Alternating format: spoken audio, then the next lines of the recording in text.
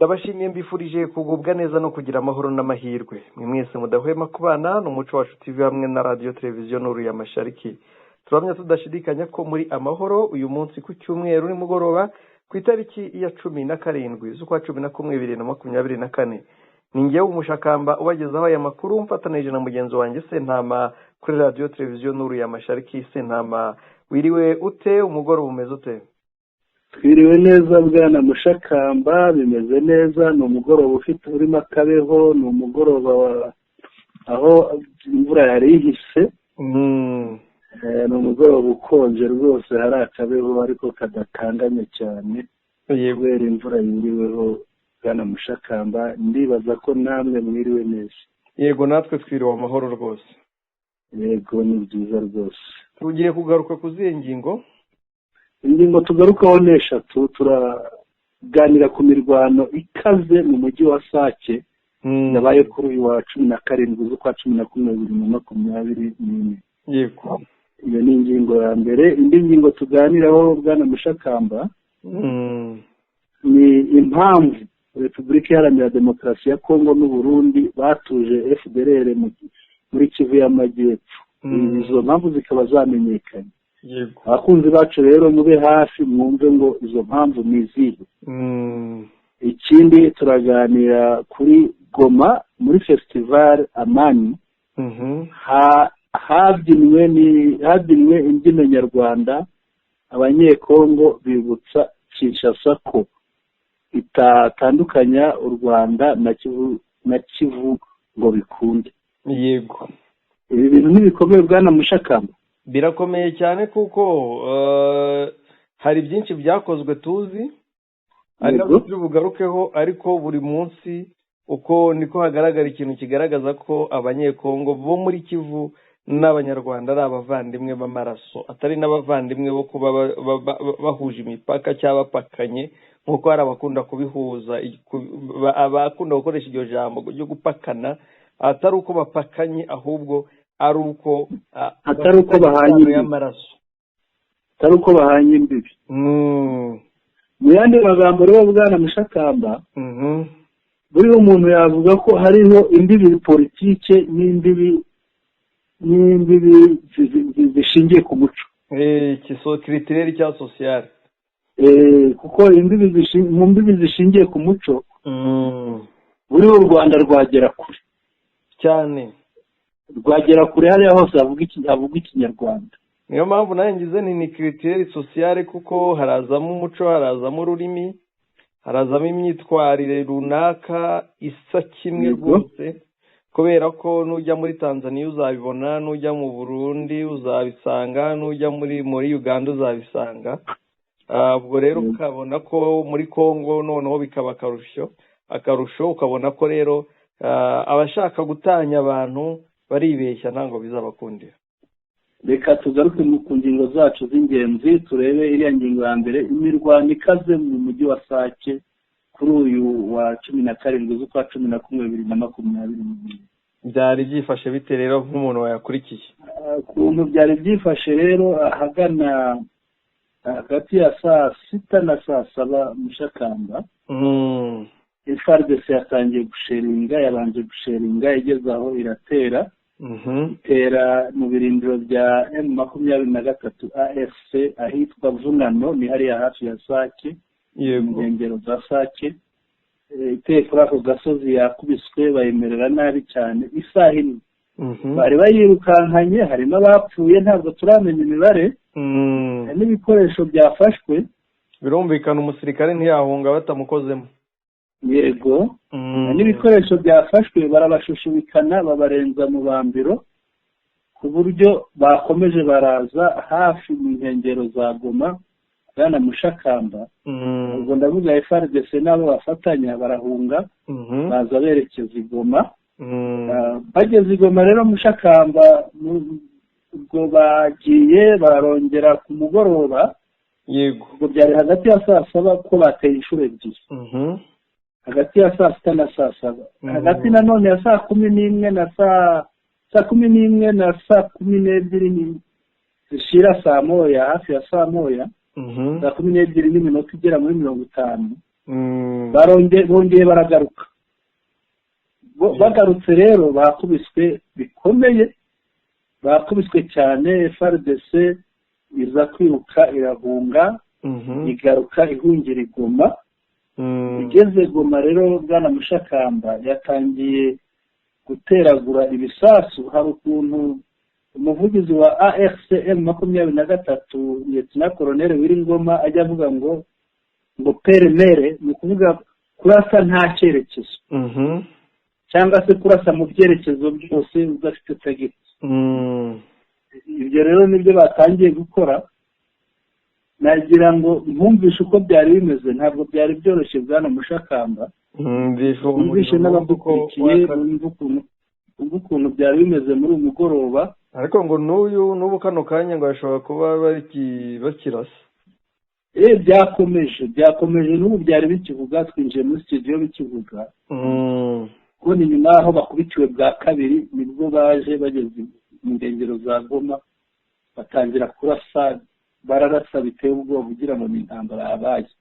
Hari imirwano y'amaseri. Uko bimeze.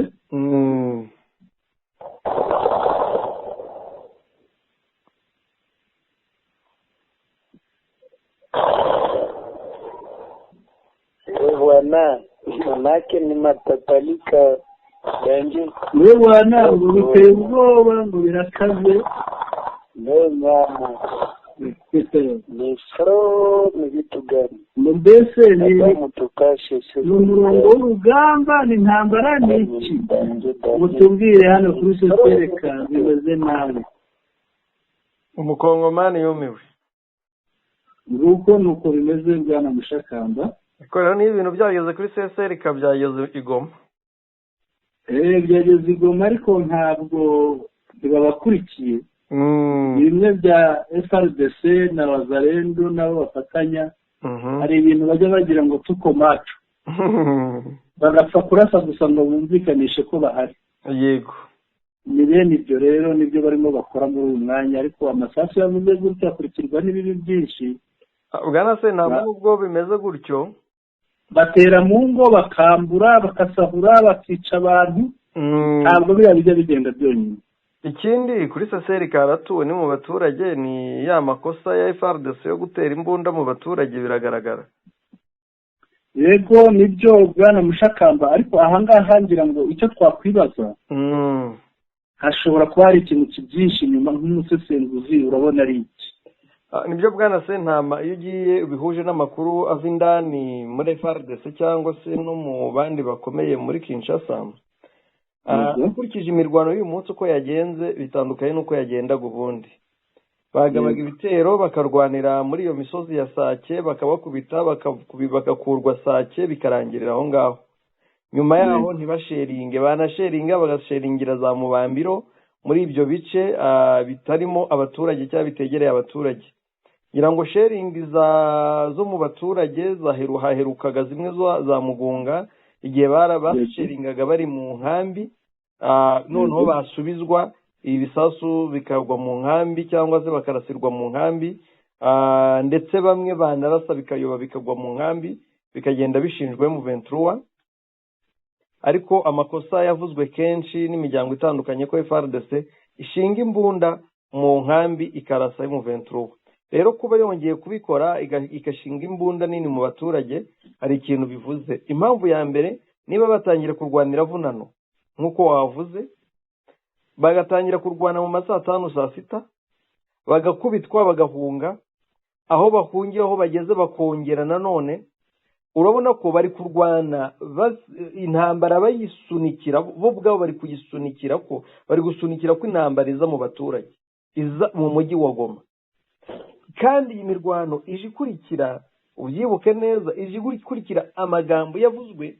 Twagiye tuvuga tuti aya magambo muyitondere, yavuzwe n'abanyekongo benshi bavuga ngo M23 iri kwitegura gufata Goma, iri kwitegura gutera Goma, ngo igafata Goma, Sake, ngo na Butembo mu cyarimwe, ngo nibyo iri kwitegura, ngo haje abantu baturutse hirya no hino n'ibindi ngo baje gufasha M23. Bwana Sentama, biragaragara ko nkurikije n'amakuru mfite nakuye indani, biragaragara neza ko bashaka gusunikira M23 mu mujyi wa Goma, ariko atari ukuyisunikiramo kubw'uko bashaka ko M23 ifata Goma, ahubwo kubw'umugambi wabo bafite. Bamaze kwisuganya mu mujyi wa Goma, bategura mu buryo bw'ibanga uburyo bagomba kwica abaturage bo mu mujyi wa Goma batandukanye, ariko target ihereye kuba mu bwoko bw'abatutsi.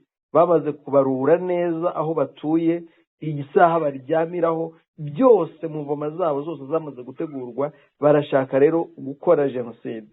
Bwana Sentama rero ntabwo bashaka ko biherera kuba mu bwoko bw'abatutsi gusa, ahubwo bashaka no kwica abandi bantu batandukanye bari muri mujyi wa Goma. Noneho kuko M23 bazaba bayisunikiyemo yaje kurwanira muri uwo mujyi wa Goma, bakahita babikora, bazahita babigereka kuri M23. Nk'uko natangiye mbivuga ngo bashingaga intwaro mu nkambi kugira ngo M23 basubize bavuge ngo M23 yisha abana n'aba. Ngira ngo amavideo waragiye uyabona, nubwo bamwe bagiye bayasibisha ku ma YouTube, ariko yari yamaze kurenga ni bimwe by'akarenza umunwa.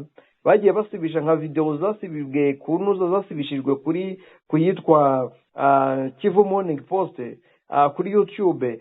Abaturage bibwirira abanyamakuru ngo abarashe ahangaha ne FARDC niyo yarashe muri iyi nkambi niyiturasheho. Ariko hari n'amakuru avuga ko abanyamakuru babiri babyanditse babisohoye Bwana Mushakamba baba barahawe amafaranga kugira ngo babivaneho babivuguruze. Usibye n'amafaranga n'itegeko yuko nibatabisiba bafunga, kandi usibye n'ibyo kubera ko abasigaye bari gutanga ukuri kubiri kubera hariya. Ejo nibwo nabonye inkuru ivuga abanyamakuru bo muri Repubulika ya Demokarasi ya Kongo bari gufungwa cyangwa bari gutotezwa. So gufungwa no gutotezwa, basahurwa, bagira gute, bakorerwa ibyamfura mbi, bazira nyine kubera bari gutangaza amakuru atandukanye ngo arinjira mu nkambi cyangwa muri quartier yahafata inkuru bakamukurikira ibyangombwa byose bakabimenagura. Bwana Sentama, telefone, recorder, kamera n'ibindi byose bakabisenyagura kugira ngo badatangaza ibyo babonye biri gukorwa ndetse n'ibiri gutegurwa, kugira ngo umugambi wabo utazaburizwamo. Rero Bwana Sentama, ibiri kubera hari abantu batabibona nk'imirwano isanzwe, batabibona nk'intambara, ahubwo babibone nk'aho cyangwa se babisobanukirwe hariya ni umugambi wacuzwe, bashaka kugusha M23 mu ikosa kugira cyangwa mu makosa itakoza, ahubwo bo bakoze, bo bakora ibintu babigereka kuri M23,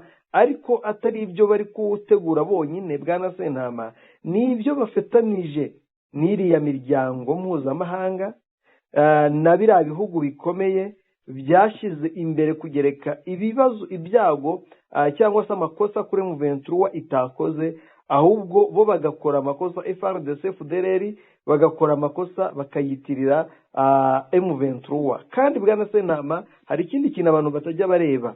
Ntabwo abantu bajya bibaza impamvu bandika bariyo bari gutanga inkuru zabo bashize ikintu cyitwa imbaraga mu kwandika M23 RDF, M23 egari RDF. Bwana Sentama, ntabwo bisobanuye ngo ni M23 ifashwa na RDF. Icyo nicyo abantu bumva, ariko icyo bisobanuye ni ukugira ngo bazagushe mu ikosa. M23 ishinjwe ibirego, nimara gushinjwa ibirego n'ibyaha by'intambara runaka, ibyo byaha binagerekwe ku Rwanda, ku ngabo z'u Rwanda, bisibanganye cyangwa se bitesha agaciro izina rya RDF ku ruhando mpuzamahanga, bitesha agaciro izina ry'u Rwanda ku ruhando mpuzamahanga, byambika isura mbi izina nyakubahwa Perezida wa Repubulika Paul Kagame rimaze kuba ikimenywa bose ku isi. Abantu bose bamaze kugira izina ry'icyitegererezo. Icyo bashaka ni icyo kwica isura y'u Rwanda, kwica isura ya M23. Ariyo mpamvu bavuga bati M23 RDF, kuko babona kwandagaza cyangwa se kwica isura, kwambika isura, kwanduza isura ya M23 ntacyo byaba bivuze ku ruhando mpuzamahanga, ahubwo bose ikibazo bafite ni u Rwanda rukomeza gutera imbere, rukomeza kuba guhiga ibindi bihugu by'amahanga, rukomeza kwitwa icyamamare, mu gihe bo bitwa ngo barakize, mu gihe bo bitwa ngo bafite ibi, bo bahora hasi, ubukene, ibibazo mu baturage, imiborogo mu baturage babihorana. Bwana Senama rero harimo ibintu bibiri: gukoresha amakosa ya M23 ngo barebe ko imiryango mpuzamahanga n'ibihugu mpuzamahanga byayibuza gukomeza umurego wayo wo kubohora cyangwa w'intego yabo nzima yo kubohora Kongo, ndetse no kwandagaza cyangwa se gusiga icyasha isura y'u Rwanda. Bwana Senama, birumvikana rero Bwana Mushakamba, ngira ngo ibyo bagambiriye byamenyekanye, biraza kuba nka ryabuye iyo ryagaragaye riba ritakisha isuka. Ikindi abo bahanganye nabo ni abahanga, ntabwo bagwa mu mutego ubonetse wose, kuko bazi amategeko y'intambara. Si ubwa mbere barwanye, ni inararibonye mu karaka karere, mu by'aka karere na situwasiyo yako, n'icyo na ideoloji bahangana nayo barayizi, bitandukanye no kuvuga ngo bari kurwana gusa bisanzwe. Nibyo Bwana Mushakamba, rero barimo bararwana ingamba ebyiri Bwana Mushakamba, ahubwo ingenzi ebyiri ni nk'eshatu cyangwa eshanu. aho haratwinjiza neza mu ngingo ya kabiri, aho impamvu ahagaragazwa impamvu Repubulika Iharanira Demokarasi ya Kongo n'u Burundi bagiye gutuza FDLR muri Kivu y'Amajyepfo. Izo mpamvu zikaba zamenyekanye, nazo ni urundi rugamba Bwana Mushakamba. Izo mpamvu rero nta zindi Bwana Mushakamba. Izi mpamvu, hari impamvu zigera muri eshatu. Yego. Impamvu ya mbere ni uguhishira FDLR igafatwa nk'impunzi, noneho ahubwo igafashwa, bagafashwa nk'uko izindi mpunzi zifashwa, aho bagiye gutuzwa hariya muri Gitoga. Gitoga. Indi mpamvu ya kabiri ni ukubona umwanya wo gutekanisha Uburundi. Bazi ko inkuba yari imaze iminsi bakubitaho biteguriraga hariya mu kibira, babonye ko bitashoboka, baravuga bati reka dusubire inyuma, tugende tubanze twicare hariya, tube duhunze inkuba gakeya, tugende twicare hariya hafi muri ya misozi ya Uvira, noneho abariho tuba turi duture hariya, twitegure n'Uburundi butekane. Noneho impamvu ya gatatu ikazaba gutera u Rwanda nyuma yaho bamaze gutekana hariya. Ngizi impamvu eshatu. Nuko inkuru iravuga hano iti, here's amatwi, here's on the ground here have it that Democratic Republic of Congo is planning to settle FDLR in South Kivu as a humanitarian initiative. Nk'igikorwa cyo gutabara, nk'igikorwa cy'ubutabazi, nk'igikorwa cy'ubutabazi cyaba gikorera FDLR kubatuza hariya muri Kivu y'Amajyepfo, mu rwego rwo gutuza, hano bo barabivuga bati mu rwego rwo gutuza impunzi z'Abahutu. Noneho bigakomeza biti, that is the reason why the genocidal families are moving there in great numbers. Niyo mpamvu iriya miryango yakoze jenoside, bariya bakoze jenoside barimo berekezayo ku bwinshi. The recon is the best way to hide FDLR combatants as setting the refugees. Imibare myiza, umubare nyawo kuri bariko, umubare nyawo, umubare mwiza ni wo guhishira, bakorosa FDLR, abarwanyi ba FDLR bakaborosa, bakabambika, nko kubambika ishuka y'ubuhunzi, bakabita impunzi. In North Kivu, M23 knows them well. Muri Kivu y'Amajyaruguru, M23, M23 irabazi neza. They cannot hide in the population. Ntabwo bashobora kwihisha mu baturage babo. ko barabazi neza rwose. Democratic Republic of Congo is preparing to put to international community that it is complying with international law of moving refugees far from Rwandan borders. Congo rero irimo irabikora mu rwego rwo kugira ngo igaragaze ko irimo yubahiriza amategeko mpuzamahanga yo kwakira impunzi izishyira kure y'umupaka w'igihugu zaturutsemo.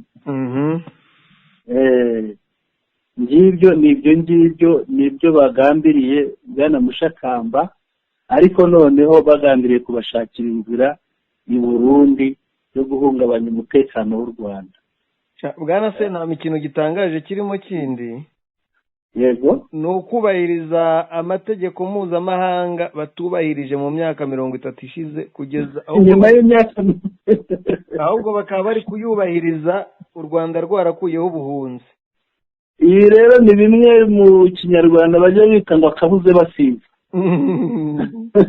cyane rwose. nyuma y'imyaka 30 ni ukwibuka ibitereko washeshe. Buriya ejo tuzabona bari kubivuga i Geneve mu Busuwisi, barimo bavuga bati impunzi tuzifashe neza mu gutera inkunga. Kuko biravugwa ko n'impunzi banze kuzishyira muri Kivu y'Amajyaruguru kuko zizwi neza, bazwi nk'abarwanyi. Yego, ahubwo bashaka kubashyira hariya batazi, aho abaturage bahari batabazi. Noneho babambika umwenda w'ubuhunzi, abari abarwanyi babahindura abasivile, noneho abasigaye babasabira inkunga, bavuga bati twabashyize kure y'umupaka w'igihugu baturutse mu dufashe. ngira ngo amanyanga ya Kisekedi agenda afatwa avumburwa. Iyi gahunda ya Kisekedi na Neva Bwana Mushakamba urayibona ute? Iyi gahunda ya Kisekedi na Neva ikigaragara ni kimwe, bazakora ibyo bakora babishoremo amafaranga, ariko ni umushinga uzabyara igihombo. Uzabyara igihombo ute Bwana Mushakamba? Nubwo ufite umuterankunga witwa Ububirigi, ariko HCR ntizabyemera. Niba bibwira HCR ntizabyemera, icyo ni icya mbere, bitewe n'igihe kishize nta muri data HCR nta bantu ifite bahunga bava mu Rwanda bajya muri Congo, ndetse no mu bindi bihugu nta bahari bahunga bava mu Rwanda. Umuntu ava mu Rwanda yasabye ibyangombwa akagenda byemewe. Ikindi ntabwo umuntu yavana hari umutekano ngo ahungira hari intambara. Bwana Sentama, ni ibintu byumvikana. Yego. Bwana Mushakamba, twakwerekeza i Goma?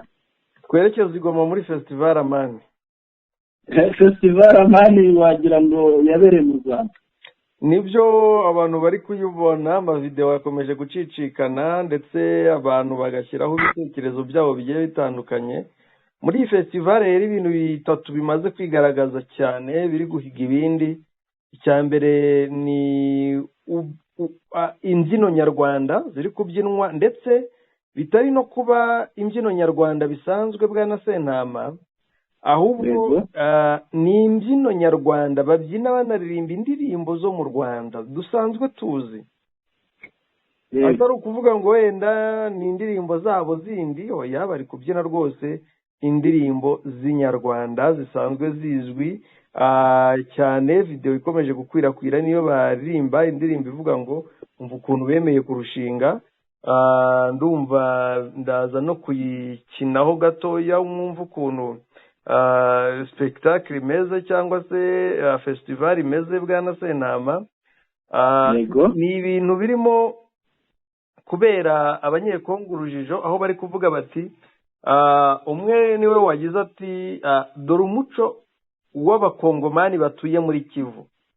Sinzi niba aba bantu wabambura umuco wabo ngo bikunde. Kisekedi aribeshya. Impamvu yabivuze ni uko uyu muco w'abanyekongo ari nawo muco w'abanyarwanda. Rero bakavuga bati Kisekedi aribeshya kubera ko ntabwo azambura abanyarwanda abanyekongo umuco nyarwanda bafite kubera ko u Rwanda na Kongo bahuje cyangwa se abanyekongo n'abanyarwanda basangiye ubuvandimwe ndetse banasangiye umuco wo kubyina. Reka nze nkumvisheho gatoya. Yego.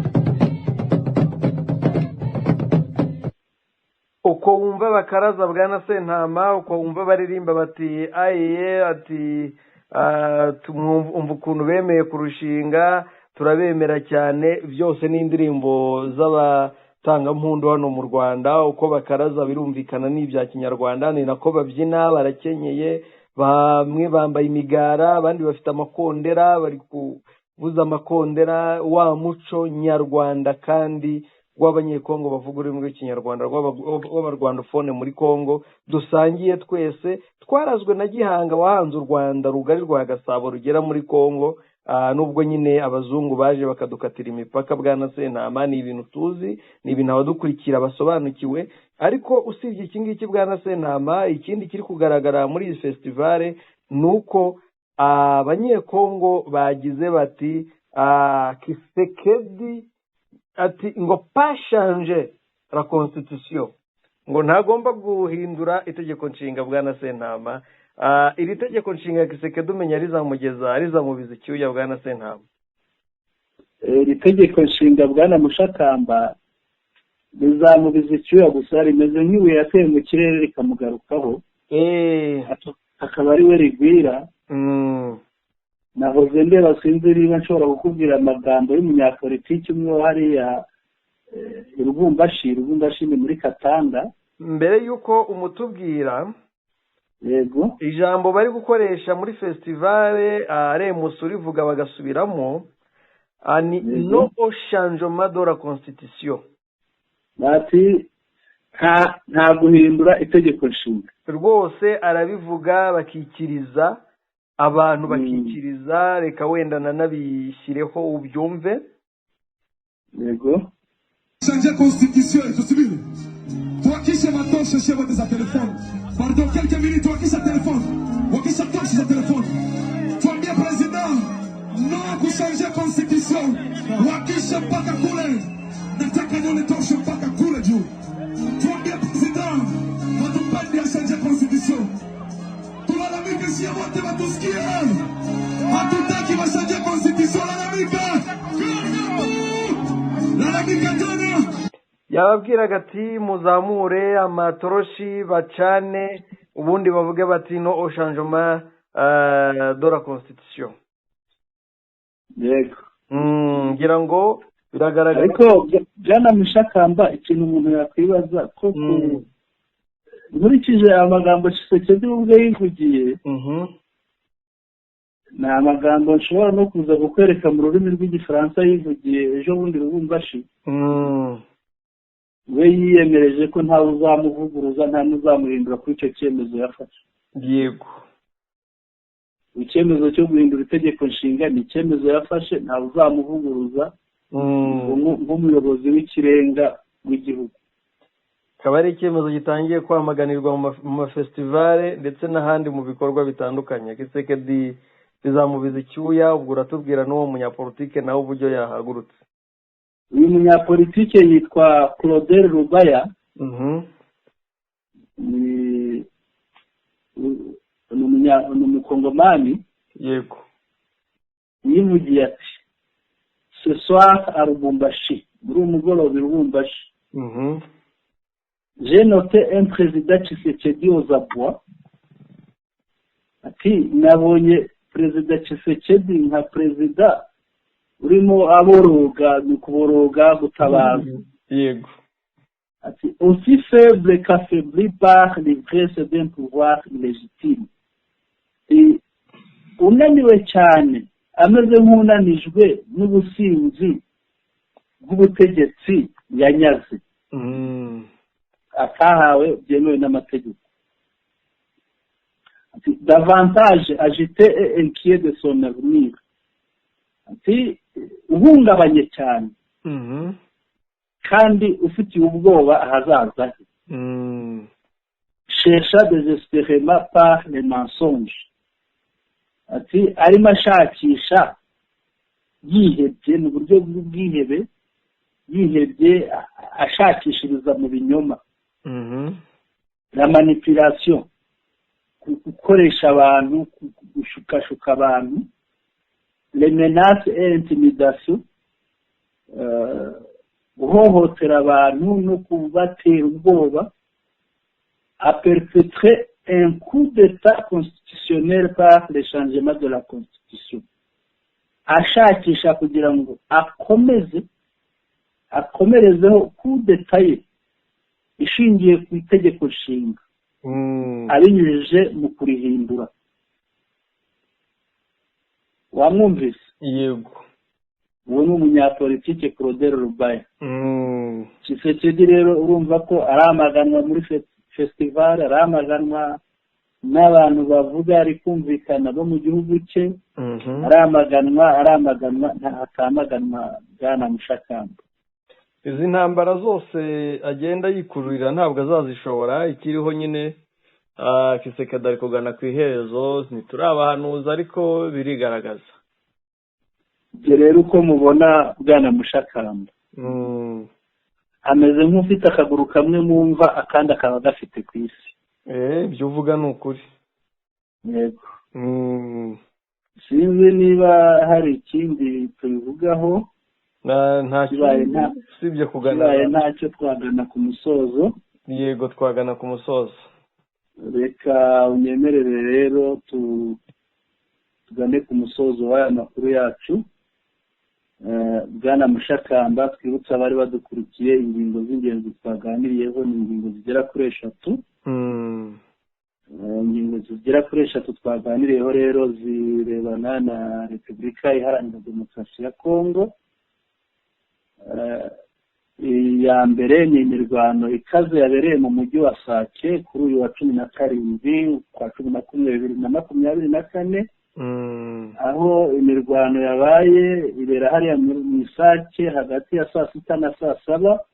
FARDC zikubitwa inshuro ziriruka, nyuma 11:50 kugeza 12:00 zari zagarutse, barongera barakubitwa, aho bakubitiwe birukanywe bageze mu nkengero za Goma batangira gutera amasasu ngo twabibumvishije.